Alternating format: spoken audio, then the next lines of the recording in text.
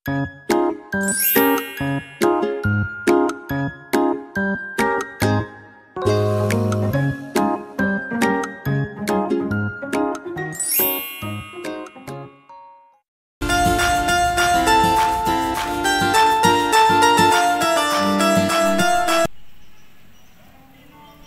pagi untuk anak-anakku kelas 12 IPA SMA Swasta Santa Maria Kabanjahe.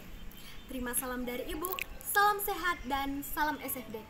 Anak-anakku, pada pertemuan kali ini kita akan melanjutkan materi kita, yaitu mengenai kaidah kebahasaan dari teks sejarah. Nah, Ibu berharap kalian menanamkan nilai karakter, giat dan juga rajin dalam belajar.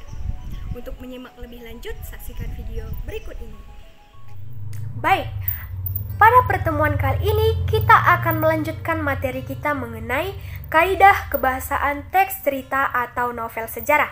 Jadi nakku, sebelum kita memahami materi kita mengenai kaidah kebahasaan teks cerita atau novel sejarah, alangkah baiknya terlebih dahulu kita harus mengetahui tujuan pembelajaran kita pada hari ini. Jadi, tujuan pembelajaran kita yang pertama adalah kalian harus mampu memahami teks cerita sejarah.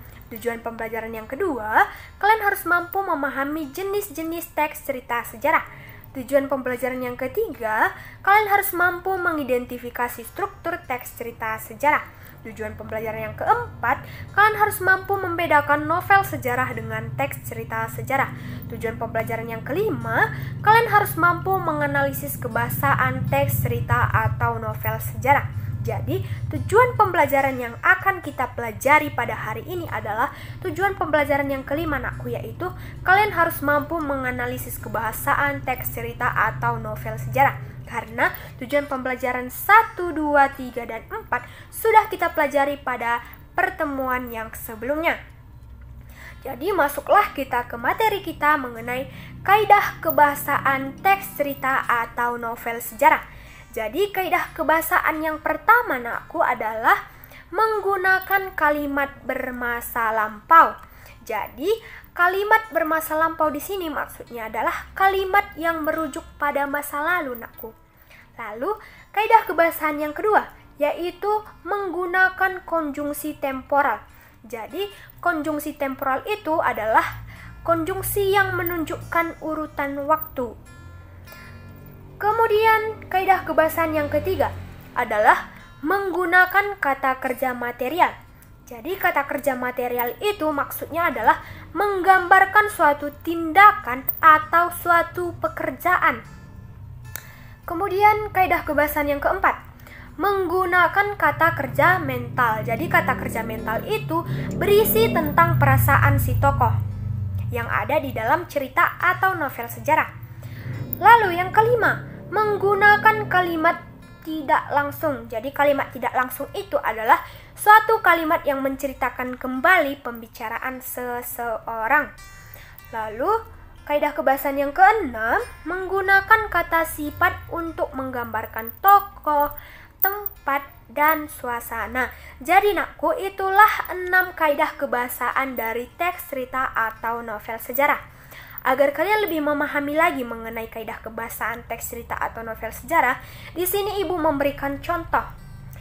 Contoh yang pertama adalah contoh kata bermakna lampau. Contoh katanya seperti kata kemarin, telah, setelah, pada waktu itu, pada zaman dahulu. Itu merupakan contoh dari kata bermakna lampau, karena kata tersebut menunjukkan masa lalu. Contoh kalimatnya adalah, pada zaman dahulu, orang pedesaan hanya mengandalkan penghasilan dari bercocok tanam. Ada kata pada zaman dahulu di situ, aku berarti menunjukkan pada masa lalu. Kemudian contoh kata konjungsi temporal. Jadi, contoh kata konjungsi temporal itu yang pertama adalah kata sebelum, sejak, selama, selanjutnya, ketika. Itu merupakan contoh dari kata konjungsi temporal. Contoh kalimatnya seperti, sejak kecelakaan itu, Ani trauma mengendarai motor. Ada kata sejak di situ nakku. Jadi menunjukkan konjungsi temporal, karena konjungsi temporal itu menunjukkan urutan waktu. Lalu contoh dari kata kerja material. Contoh kata kerja material itu contohnya seperti kata menyapu, memasak, mendirikan, memutuskan, memotong itu merupakan contoh dari kata kerja material karena ada tindakan dan ada pekerjaan di situ, nakku. Lalu kita masuk ke contoh dari kata kerja mental. Contoh kata kerja mental itu seperti kata menginginkan, kata mengharapkan, kata merasakan. Itu merupakan contoh dari kata kerja mental karena kata kerja mental, nakku, adalah berisi tentang perasaan si tokoh. Lalu contoh dari kalimat tidak langsung. Contoh kata kalimat tidak langsung itu seperti kata mengatakan, bahwa, menurut, menyatakan, menuturkan.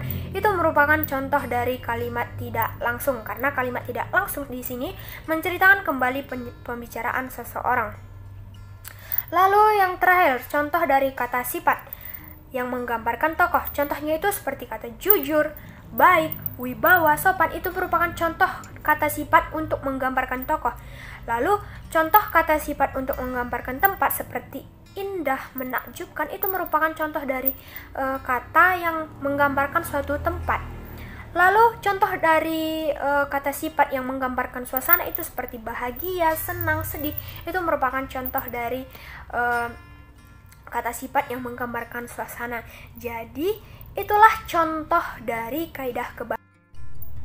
Jadi nakku, itulah materi kita pada hari ini. Pada hari ini kita sudah belajar mengenai 6 kaidah kebahasaan dari teks cerita atau novel sejarah. Dan kita juga sudah belajar mengenai contoh-contoh yang ada di dalam kaidah kebahasaan teks cerita atau novel sejarah. Nah, Ibu berharap kalian mampu memahami, mengerti, dan menyimak apa yang sudah Ibu jelaskan tadi. Dan Ibu juga berharap kalian menanamkan nilai karakter, rajin, giat, dan tekun dalam belajar dan mengerjakan tugas dengan baik. Tetap jaga kesehatan dimanapun kalian berada dan tetap semangat. Sekian dari Ibu, sampai jumpa dan terima salam dari Ibu. Semangat, fraternitas Dina. Sampai jumpa.